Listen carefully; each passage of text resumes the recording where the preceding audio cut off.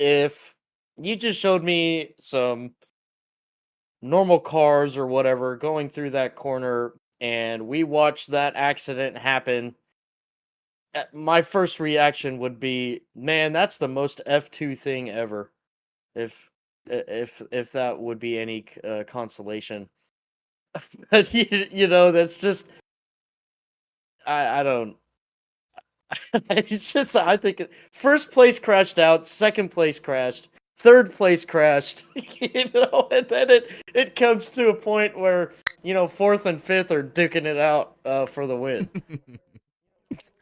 Yeah, it's just wild. It reminds me of first thing I thought about was the 2018 Roval race, the first one, when you saw Larson Oh yeah. and Paul Menard and like William Byron, Brad Keselowski. They're all trying to outbreak each other into one, and they all just full sent into the wall. That's what it reminded me of, and uh, yeah, that just loss of words. I don't know what they're thinking. I don't know. That's F2, I guess. And I mean, F2's got a strong field. I mean, I've been watching a lot of the highlights so far this season, and there's been some really competitive races, but it was like clown mode got turned up to max. It looked like, again, like the F1 race at Australia a few weeks ago, where they all at that last at the end of the race safety car, just a scenario just like this, and they all full sent into the corner and all took each other out. So, again, it's not just NASCAR; it's every series that does this. Oh, we have another perspective. We'll have to show this one too. Yeah, we got an onboard. On Martins. Yeah, just turning, and suddenly the road ends. No front grip, no braking performance. And how good Oh, thing. They just overestimated the grip that was down there. They overestimated the so grip. Incredibly low. It's very easy to overestimate. The frame was able to find. See, this is important here too. And then we all took a big gulp of air.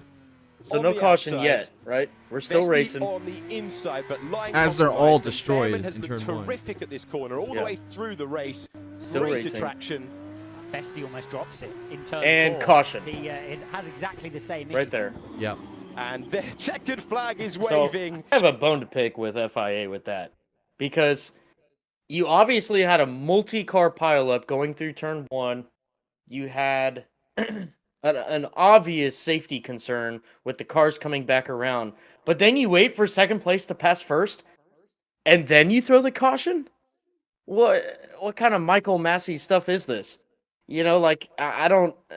What's the point in doing that? I mean, Vesti already had the position. He survived a lot more than what Behrman's survived, and if I was Vesti right now, I feel like I would have been cheated. Yeah, I mean, we've seen this in all types of racing, though. We've seen this in NASCAR. Just look back at 2021 COTA race.